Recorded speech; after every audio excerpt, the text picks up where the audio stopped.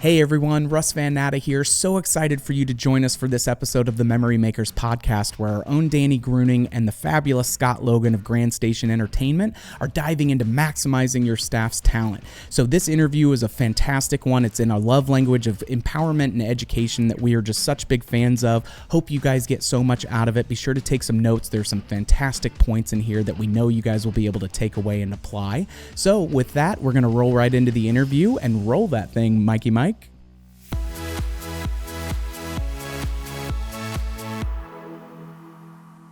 Excited to get into a chat with you, but first, before we dive in too much about today's topic about culture and maximizing the talent, why don't you tell everybody a little bit about your center and what you have and kind of how you got started in this industry?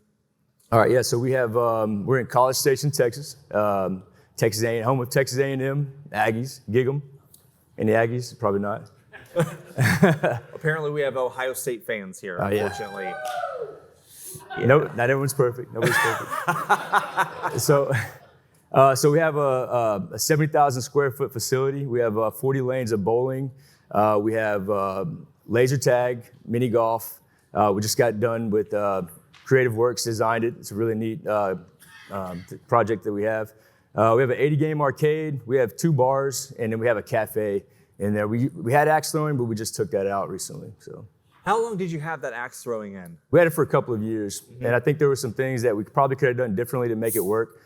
We just didn't. It really wasn't a destination. It was kind of like a break-even type thing. It was just we had a lot of labor involved into it too, and so we had an expert. So they were kind of like a coach, and they were they kind of heckled sometimes, and it really kind of keep the game moving. So there was a lot of costs, and we just hey, you know what? Let's take it out. We put a green turf there now, so.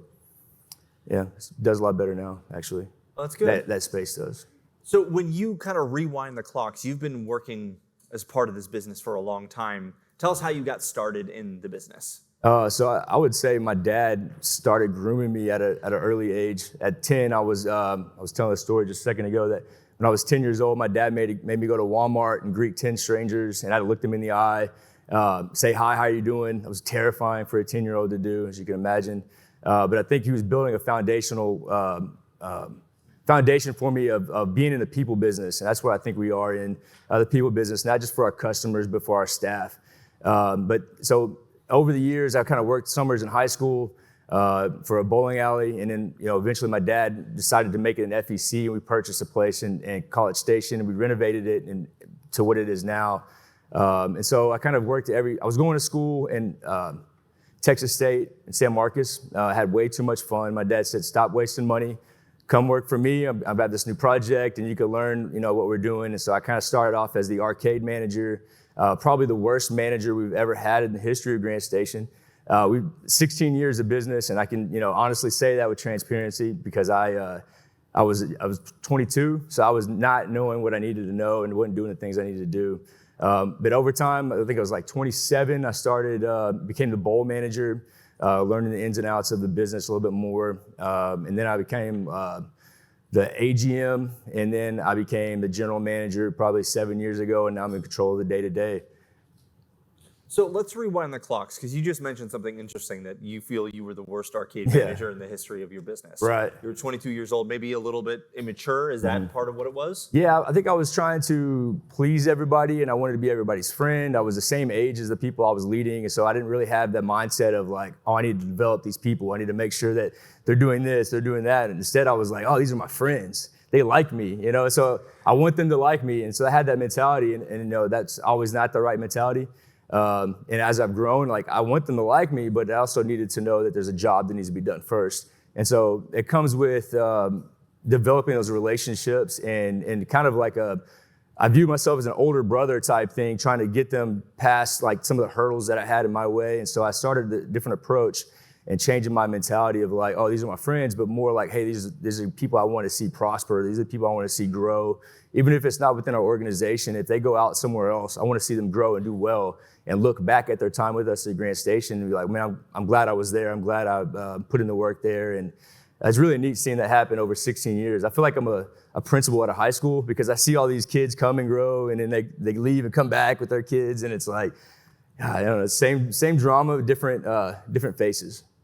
So I'm sure are a lot of operators in here that have younger managers that they're trying to groom and give them the tools to become better leaders. And you experience that growth yourself and transforming from where you were at 22 and how you progressed. What advice would you give them on tools they can give their young management team to help them get to that next level a little bit faster? I would say don't neglect the mentor relationship that genuinely want what's best for them, understand what's going on in their life, be empathetic, recognizing what their hurdles are. Their hurdles may be different than what your hurdles were in your growth process, but helping identify these stumbling blocks that they have, and then, hey, help them get through it.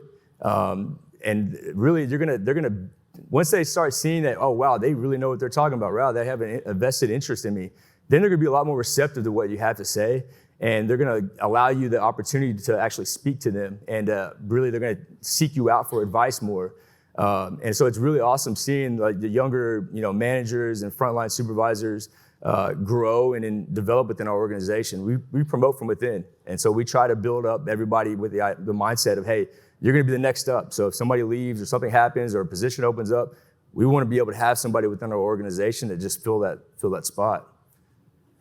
So your role has changed a lot over the years from you started arcade manager and worked your way up now to where you are today. What is your role today, and what, not just in the title, but what do you feel is your job and how you show up for the business and for the employees there? So it's changed. So I was a general manager before COVID. We had 90 employees and I had 13 direct reports, which is a lot. I was the bottleneck within the organization. And so honestly, I think COVID was probably the best thing that probably could have happened to our business and to me for that matter. So when everything shut down, we reopened 2 months later, May 2020. We had 27, so we went from 90 employees to 27, and all of our 12 years of processes and procedures are gone, they're out the window, and we're just trying to figure it out, protocols, and most of you guys realized went through it. So having to figure out what do we do now, and so I was working the front desk with, just my whole role has changed. And then being able to grow back. And then all of a sudden we started getting busier and busier. And then like, hey, how do we figure this out? We don't have procedures in place. We've gone a whole year without, just doing something of standard. So we got the chance to like rebuild our business in the way it needed to be rebuilt. And now we're at 150 employees with more of a management structure. So we have, instead of just having managers and me 13 direct reports, we developed another tier of management that helped me kind of oversee that the whole day-to-day, which was a lot. And so now my role has kind of shifted from being the guy on the scene at all times, but to help others become that guy or gal and develop their strengths and weaknesses and help them, draw what's good in them and seeing like, hey, these are your strengths. I think everyone is like an X-Man or a superhero. Everyone has like their strengths. And so when you put us all together, we're like assembled like the Avengers kind of thing. And so when you recognize their strengths, like, hey, you're really good at this, we're going to put you in this spot, in this role, and they're going to actually, they like it because they're in their strengths and they get to operate and do good things like that. And they see the fruits of their labor. And so that rejuvenizes them and their team and the people that work for them and everyone else around them. So it's been a pretty cool experience, actually. I love that. Now, I have the most important follow-up question that I'll have all day. If you're the Avengers, which one are you? Oh, man. I think I'm like Professor X or something. Like I'm the guy that's kind of like sitting in the back. I don't know. I'm still leading from the front sometimes, but I've learned that if I'm always in the front, I'm not allowing other leaders to rise up. And so I've learned that I can't always be that guy. During COVID, I wanted to be the guy to just, hey, everybody get on my back. We're gonna, bust through all these walls. We're gonna make it all happen. We're gonna carry the team through. I'm gonna be that guy. I'm gonna bust through everything. And I realized that I couldn't do it all on my own, and I needed to have people around me that could support me and do the things that I wasn't able to do. And so what I've learned is that I need to find people that were better at things. And so it took me being humble. Hey, there's guys better at me than food and beverage. So, our food and beverage director is here with us. And so we hired him and got him on the team. And hey, Rob, whatever you need, let me know. I can, I'll clear out roadblocks for you. Whatever you need to do to make this thing work, I'm gonna support you and do everything we can. And then other assets of the business, we did the same thing. And I just found good people that were really in their strengths and helped put them in that position and whatever they say we needed to do. And I said, all right, let's talk about it. I think collaboration has become more of my role. And so I'm collaborating with everybody and what they see and it needs to get done. And I'm supporting them in that. You just mentioned how at one point you were put everyone on your back and lead through, and we'll run through this wall. And I think it's interesting. I heard something one time that described a leader can lead from the front and say, everybody, let's go. We're going this way. They can lead shoulder to shoulder saying, we're in this together. Let's move forward. And they can lead from the back saying, I'm going to catch up the rear, make sure everyone's moving along. And leaders have to be in all three of those spots. And it's about knowing when to move between those three positions. That's right. Yeah, 100%. I agree with that. Yeah. So you had mentioned that you were pre-COVID the bottleneck of your organization. You went through the restructuring, and now I would imagine you're not. And I know that a lot of times as businesses grow, leaders or owners, whoever that is, they tend to become a bottleneck. Part of that's just the scale that happens and they haven't yet delegated. Part of it is sometimes people struggle to delegate. They want to hold on to things. What was that experience like for you when you were the bottleneck, and what is it like now that you've got people who can take care of those things, and how is that made your life a lot easier? Yes. So there's a lot of things that, as owners and managers you have that you enjoy doing within the job. And so sometimes it's hard to let go of those things. But realizing that you got to move the bigger picture, you have to move the bigger rocks and do the bigger things so other people, and so that's, somebody said if you can do something, if somebody can do it 80% as good as you should let them do it. But I think if you can do it, they can do it 50% and you can help and they have the attitude to at least get to 80%, you should maybe even look at that as well. So it's been a relief. There was a lot of things that I was being called at home for. It was affecting my home life before COVID. I couldn't get away. I couldn't get away on a weekend because, hey, I was like the focal point. Everything kind of revolved around me. They would ask me, really seemingly to me, it was silly questions, but I knew for them, they just wanted affirmation and, hey, am I doing the right thing? But I think now, since then, we've had this other group being able to come in and help us, help me be able to, solve the bigger pictures in a better way than I could probably ever do myself. So it's good having good people around you. And so once you have that trust with them, it changes the game for the whole entire business and the organization. You're able to do the things that you want to do and be more intentional with it instead of like, oh, I'm stuck doing this because I'm the only one that does this, or I'm stuck doing this because I'm the only one that does this. I think just sharing that knowledge and how to do things and trusting and allowing things to take place. You mentioned having good people around you, and part of this process is hiring more good people that come in and really bringing them into your culture and your processes. I know that you have a very robust onboarding program for your staff, and you've expanded that program over time. What does that look like, and what have the results been of that? It's been great. So our onboarding program, we part of COVID, we have an HR department that we've kind of developed. And so before that, I was the HR. So anytime there was a complaint, I'd turn around and all right, hey, I'm HR. How can I help you? Which I usually didn't have the patience for what they were trying to be, that they complained about. I'm sure most of you guys can relate to that.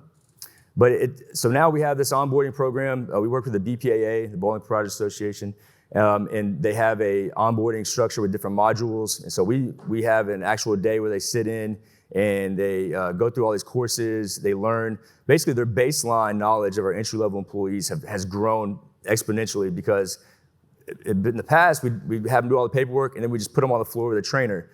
Now we have them with these modules they're learning, and so now their baseline of what their knowledge is already up, like where it should be. And so the trainer's being able to get more effective with what they're trying to accomplish, which is bringing somebody up to speed.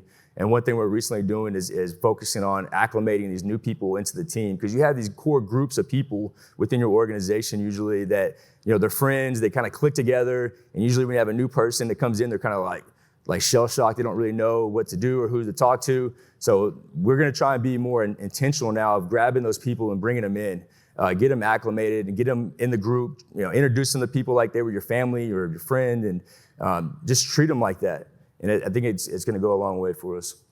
Yeah, one of the things we actually started at Creative Works, and this was Rachel, she runs all of our HRs, her idea is we have a welcome committee, right, of people who volunteered and said, I want to be a part of this, that when we hire new employees, they're the ones who are intentionally going out of their way to say, hey, let's get lunch together. Hey, let's make sure we introduce you to all these people.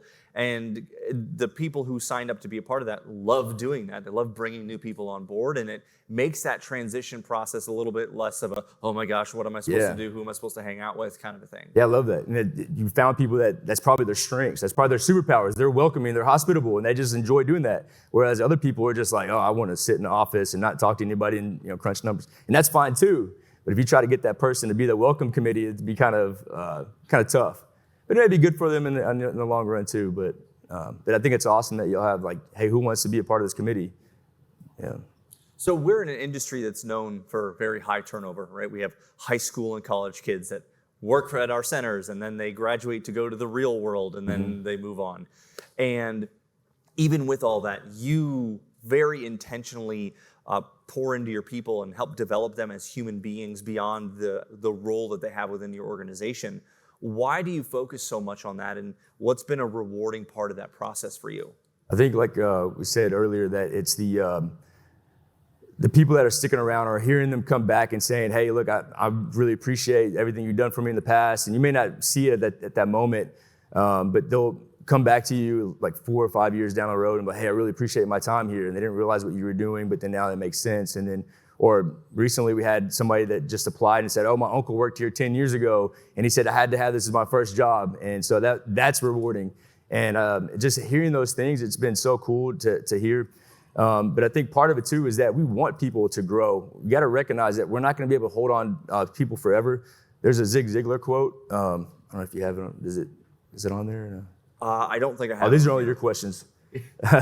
So there's a Zig Ziglar quote. I can't remember how it goes. I'll probably butcher it. It's if you train somebody, and what happens if you train them and they leave? Or, man, it's on the tip of my tongue, but if they leave, and what happens if they stay and you don't train them? So being intentional and training them, if they leave, you got to let them fly.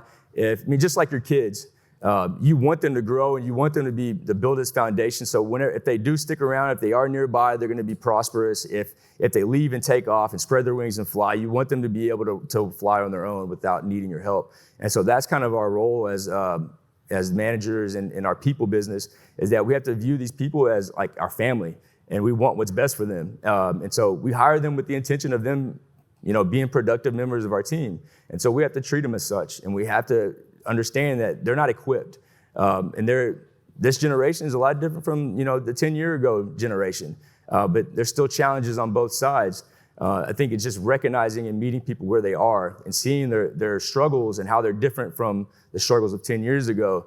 It doesn't mean they're less than, or they're just addicted to their phones and they're phone zombies or anything, but it's connecting with them. And I think they're actually looking for some truth. They're looking for some realness and some human interactions. And that's something we offer to this generation that they're not getting at school, or they're not getting with their peer group. Most of them would rather go home and just text and be on online computer games or whatever, but we're providing an opportunity for people to connect, have genuine connections with each other. So I think really paying attention to that and focusing in and being able to, how do you cultivate that environment to where this is their second home? They enjoy coming there because they have these human interactions that normally wouldn't have. You're an incubator for good human beings. Yeah, we try. That's it sounds like you're very successful with it. Well, we try, yeah.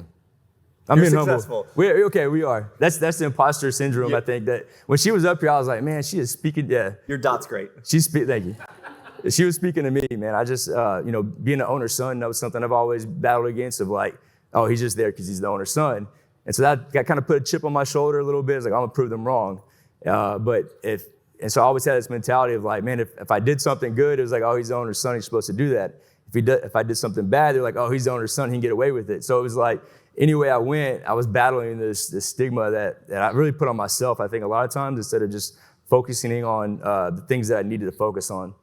So this will be interesting because I like doing exercises like this. So everyone in the audience, raise your hand if at any point in time, regardless of whether it's your parent was in the business and now you are, for any reason, if you've had a chip on your shoulder and you feel like you need to prove yourself at any point in your career, raise your hand. And that should be about everyone in the room, most people. Yeah, so you're not alone in that.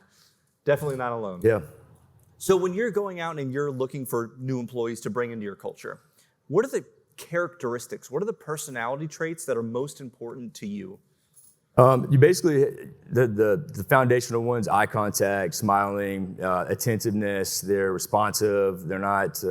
They're presentable. They're professional. But this generation, you're not going to get them in a suit and tie. Usually, they're not going to usually be in button-ups. But at least you want them to, not have their pants down or being distracted.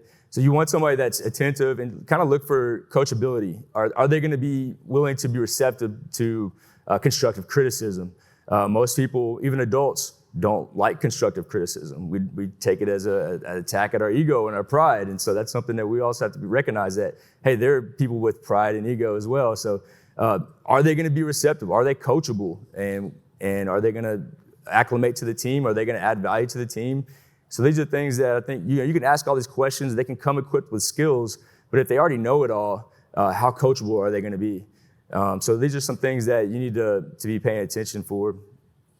One of the things that we would do at the FEC that we ran on the north side of Indy, when we would do group auditions to bring people in as that first round of the audition process to work with us, we would intentionally leave pieces of trash on the ground, and we would see which of the people would go by and pick it up and throw it away and who would just walk by it. Because that's a good character trait of, like, if someone who doesn't even work for you sees a piece of trash on the ground, picks it up and throws it away, that's probably someone you're going to want to look at to hire. Yeah, you're right. We've done that some too. And then we've also done it to where the room isn't set up, but we'll have tables or chairs stacked on tables. And so I'll start taking them down and we'll see if they start helping.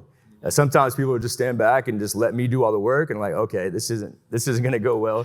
Or sometimes they immediately dig right in and they want to help and be of assistance. So those are some little key things, like you said, putting a little piece of trash or something nearby, just little tests like that, because they're going to do it on the job usually. So you also do optional quarterly leadership meetings where you kind of pour into your leaders and your up and coming leaders. Why do you create those, and what is the turnout for those, and how do people engage with them? So we have quarterly leadership meetings, and so we make them optional.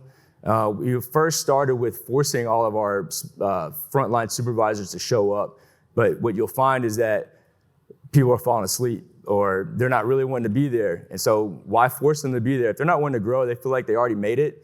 And that's probably where they're gonna level out at. And so what we found is that when we made it optional and we opened it up to everybody, we found people that were hungry, that maybe we overlooked as maybe a potential frontline supervisor.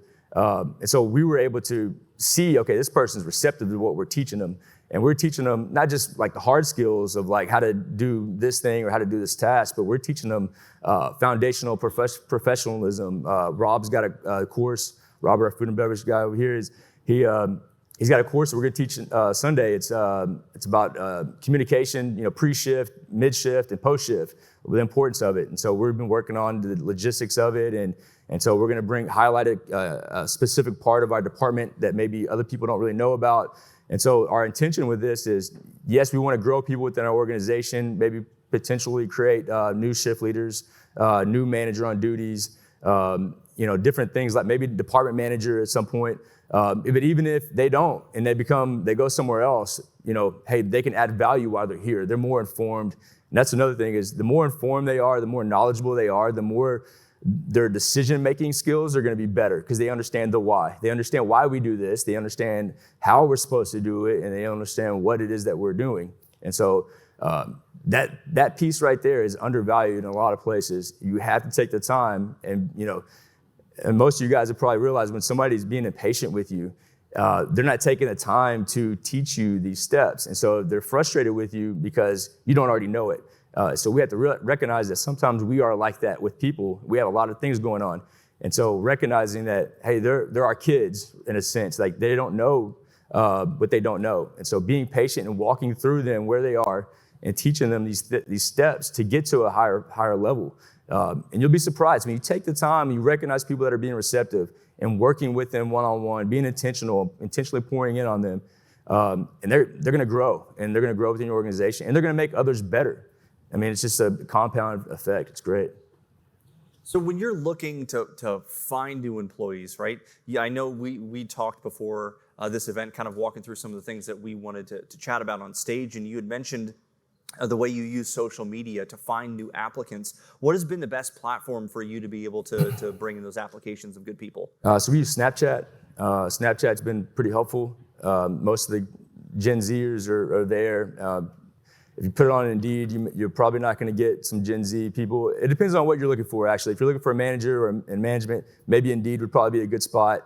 Cook, maybe a good spot on Indeed. But for a Gen Z frontline, high school kid, college-age person, maybe Snapchat would probably be the best bet. It's worked well for us, so we put some advertising dollars behind it and put some perks, and we have a good marketing plan behind it. So there's some really good things that can take place on there.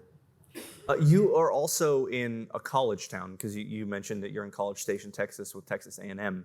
When you look at your market, what percentage of your customers are students? I know it's not a huge percentage, but you've been intentionally working on ways to bring more of the organizations and groups from the university. And talk about what that looks like. Which part? The college. How do we approach college? Yeah, exactly.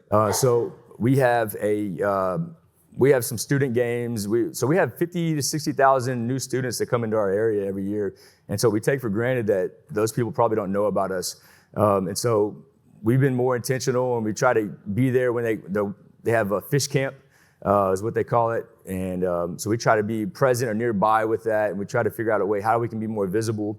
And so we do $2 student bowling games, and then we have a ladies bowl free on Wednesday nights, which is a pretty big hit for our weekday crowds. And so, if the ladies are free and they're there, the guys are usually going to follow. They won't be far behind. Shocker. And so really we discount a lot for our college students because we recognize that, hey, they may not always have the money to do those things. And so when we discount like bowling, for instance, everything else kind of elevates. The food and beverage goes up, the arcades go up, laser tag goes up. And so usually finding a lost leader for that draw them in is usually been the vehicle for us for the college. And do you focus on drawing them in during slower times when families are less likely to be in there? Because I would imagine if you've got a lot of college students and a lot of families simultaneously, it might be a clash of culture and not really fit right for either group. Do you focus on certain days to make sure that doesn't happen? Yeah, so we've been doing this 16 years, and so I recognize the seasonality of how everything works. And so our town's pretty strange. What's funny how it works is like the college students, they come in, there's probably 90,000 at this point, and they're all just covering this one section of the community. And then once they're gone, like spring break, Christmas break, summer break, they're out, like the families like fill that area. And so they come in, and so it's a whole new wave of people coming in. But our Saturdays are a mix of everybody. I mean, Saturdays are our game day. Like Friday, Saturday, Sunday, it's go time. And so you have a mix of all different types of people, different demographics, and it's just, been good. So a lot of business owners see their structure as a rigid thing, right? I have this role and this person, you're going in that role. I've got this role over here, you're going to go in that role.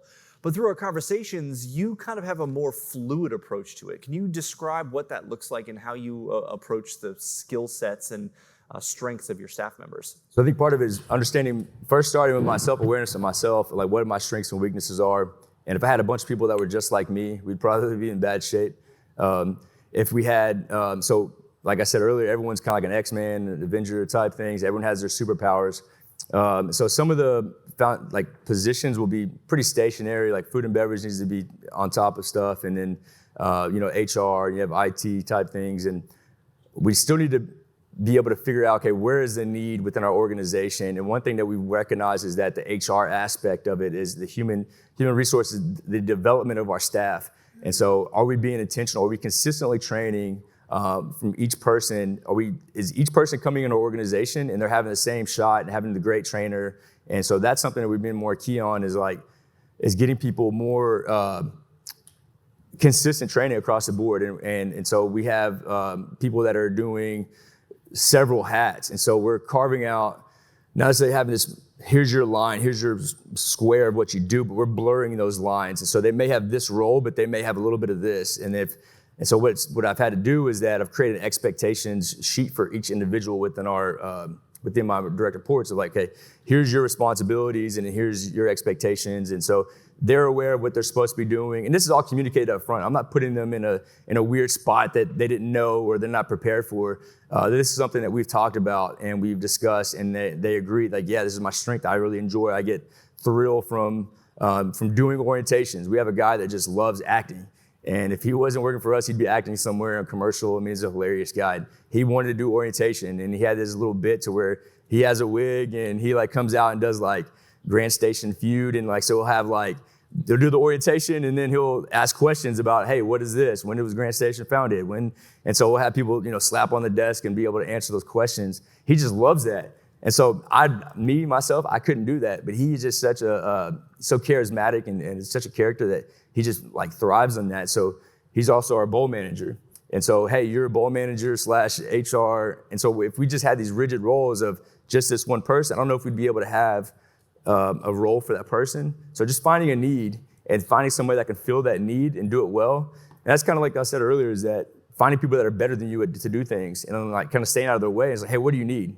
Oh, I need this. Okay, cool. We'll get this. We'll get laptops for orientation. We'll get this for whatever you need to get your job done and do it more effectively. How can I help? How can I serve you?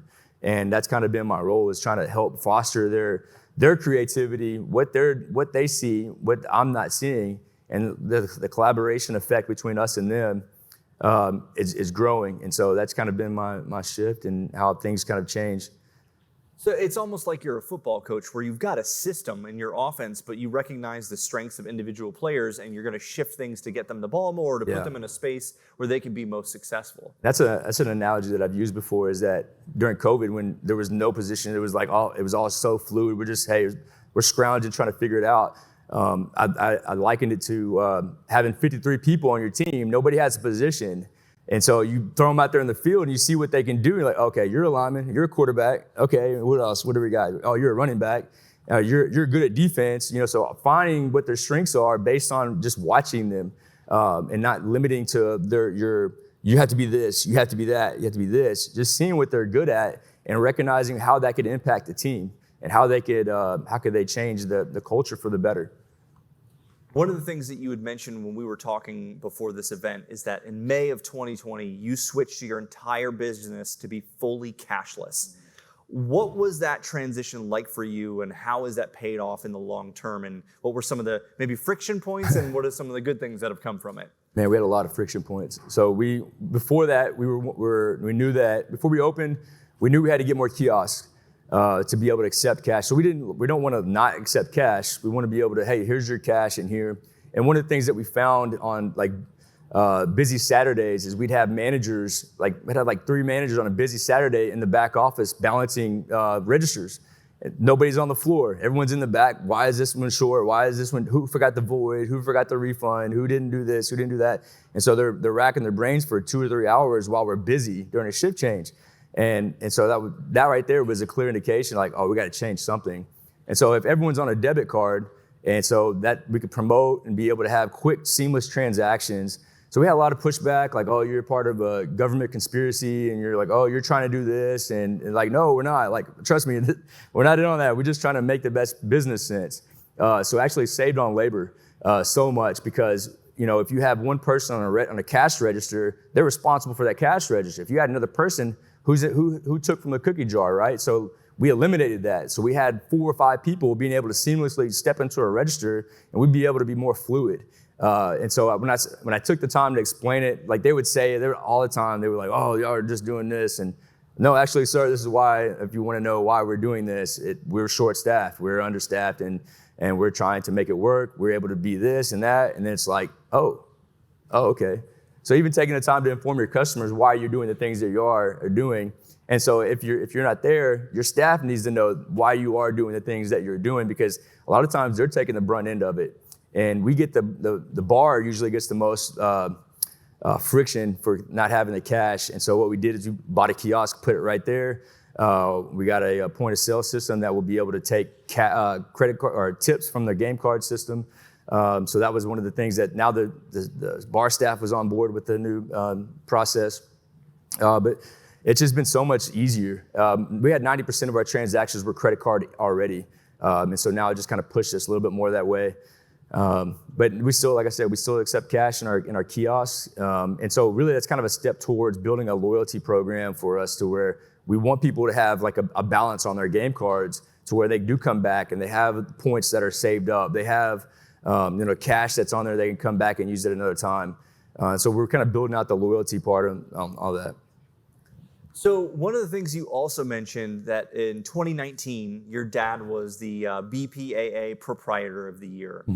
As you've grown through the business, what are the lessons that you've learned, the biggest lessons you've learned from your parents in this family business and kind of taking that on? Yeah, I think one thing that my dad has always said is that the people are our greatest asset. They are the reason why we are able to do what we do. Our customers are important, but also our staff. So taking care of your people and making sure that you're loyal to them and they'll be loyal to you in return. It's such a cutthroat marketplace out there that, you know, our industry is so far different from everywhere else. If you don't perform, you got standards, you're gone. And so we have a different approach of, hey, let's work with this person. What's holding them back? Is it information? Is it motivation? Is it they're in the wrong spot? They need to be in a different spot. Let's look at them as humans instead of just saying, hey, you're done. I'm tired of working with you. You know, get out of here. That's like the last thing that we'll ever do. Unless they're stealing, obviously, then, hey, look, you got to go. But we're going to work with them. If they show up to work and they have the desire to improve and get better, then we're going to work with them till the end. So is, for you, theft the only thing that's like an immediate, you're gone, we're not even going to do anything else? Are there other things that you've come across that have been like an immediate termination for somebody? I think, probably sleeping with employees would probably be bad. Yeah, that would be bad, yeah. Yeah, I think that would probably be one up there. I could probably think of a couple, just some unethical stuff. Like, hey, look, that's clearly, not just against our values, that's against, what you should be doing. You know, somebody come up to work, drink after been drinking. And so like, no, dude, you got to go. That's not okay. Yeah. And so stuff like that, just, yeah. But the performance things, I think we can work through performance stuff. If they're willing to show up, say, we'll put in the effort. Yeah. So as long as they have the attitude, you'll give them the aptitude. Yep. Yeah. Yep. I think I already know the answer to this question, but I'll go ahead and ask it anyway. How do you define success in your business? I think the revenue is a good point, is a good way to indicate, okay, we're doing something right. People are coming in through our doors. We also have a people counter. We're able to see the trends of, okay, people are coming. They're still coming through our doors, which is good. But I think also, like I mentioned earlier, is that having people come back years later and telling us how much they appreciated the job, they appreciated everything we did for them, and not hearing it at the moment, and like not knowing if I'm doing the right things, if this is the right step, did I have the conversation that needed to be had, or if that was too tough of a conversation, I was kind of came down hard on this person, maybe I shouldn't have done that, and just the uncertainty that comes with the decision making and the job. But hearing people come back is very rewarding, and hearing customers saying things that like, man, this is my favorite spot growing up. I always came here, and a lot of people think of us like Disneyland, and that's something that I think we kind of take for granted. Like, people really enjoy coming through our doors, and we get numb to the stuff. My kids come up there, they could care less about everything. They've been through everything. They want to go sit in the back and watch YouTube. Like, they don't really want to come to work with dad as they once did, unless we get a new game. Then they're all over it. And then they wear that out, and then they're back in the back. But there's a lot of people in your community that this is Disneyland for them. They really appreciate it. They really like it. And so we also try to give back to the community. And so there's some partners that we have that we work with and some underprivileged areas. And I've got a friend of mine named Tiger. He works with CASA. I don't know if that's a national thing, but they work with at-risk youth. And so we do this deal, and they pay for like a small amount, but then we go over the top and we give them all these different perks and stuff. And so he's able to give it to families in need that aren't able to afford Grand Station, or people that he knows in his life that's probably struggling. So I trust him to be able to pass these out where he sees fit. And there's different places that we partnered with. And so recognizing that the impact, that we are the community, their neighbor is also somebody that works for us, or the kid that cuts your grass works for us sometimes. And so we are a part of that community, and recognizing that. And so just hearing the positive feedback that we hear from people in the community, and that's something that really gives me joy. Like, I'm doing something more than just earning a paycheck. I'm actually contributing to the bigger picture of society. And that's something that can be communicated to your employees as well. I know I've been brought in a couple times to speak to the staff at different FECs around the country. And one of the things that I like to point out to these employees, a lot of them are high school and college kids, is I say, hey, all of you, think back.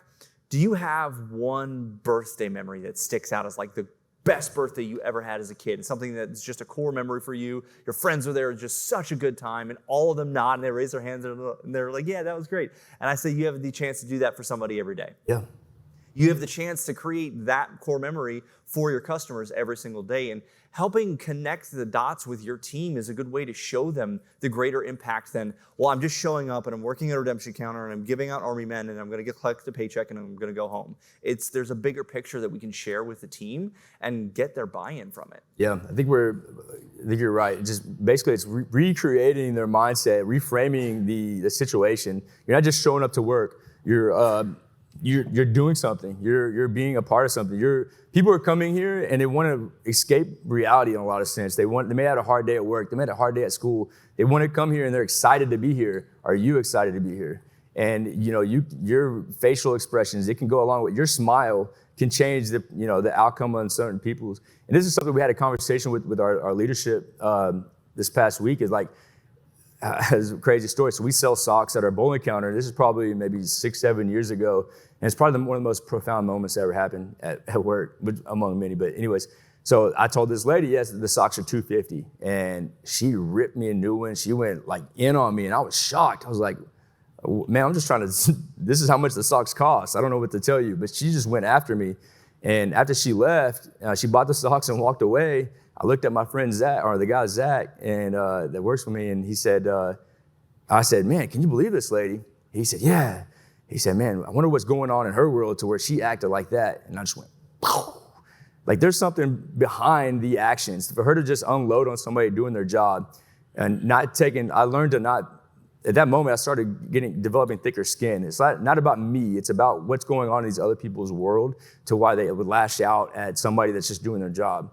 And so it was over $250 for a pair of socks. I'm still shocked that she was like at that state to where she wanted to be so hostile towards somebody just doing their job. But recognizing that people have outside lives that probably weigh on them and they come in through your doors. And it's not just your customers, it's your staff too. And so I think being empathetic towards your staff and finding out who they are, like what motivates them, because it's different. An attaboy would be good for somebody where somebody wants, more recognition, more pay, or more. They want to move up, they want to grow. So everyone has different motivators. So just figuring out who they are that's working for you. That's a very profound thing for that person, the employee that you had to realize it's not about you, it's about something going on in her life. Yeah. Is that employee still with you? No, I wish. Oh man, he's a missionary in Jerusalem right now. Well, I guess he's got the attitude to understand empathy at a very high degree. Yeah, and we still keep in contact. He came by recently. Man, he's a good friend of mine, and so like that's something that I really appreciate. Is like just having that relationship with him and being able to get to know him over time. He left and he's been gone 5-6 years, and he's doing something else. And man, all power to him. And I just love seeing him come back and being able to connect with them. And I still connect with them still. And so just being able to build relationships, even if they leave, there's no hostility, man. Like, I understand you have a different path. You have a different journey. Like, that's what we're supposed to be doing. If it's with us, that's great, man. I'd love to keep you around and we can work and grow together. But if you got to go and do something else, man, I'm going to support you and I'm going to applaud you and be happy for you. So looking toward the future, right? What excites you most about the next 1 to 2 years in your business, in your life? What are the things that get you most amped up? I think the development, the changing of our culture and the adapting of different things and identifying the needs within our organization has helped us really grow our business. And so it's not necessarily grow our business on a like attractions level, but like grow our people. Being able to see people grow and develop new leadership within our organization is really cool. And that's something that we've been more intentional about. And so we're kind of in the watering. We've already seeded everything out. And so we put the processes of the seeding. And so we're watering and cultivating it and making sure that people are growing and who's being left behind or how do we get this person up? Like, this person was a rock star when they started. What stopped? What changed? Did they have something going on personal? Did somebody, say something that didn't, that offended them? And, hey, do we have to correct this, thought process or whatever it is? It's being intentional with the individual. That's one of our core values too. Is we have a thing with GRAND, and R of GRAND is respect for the individual.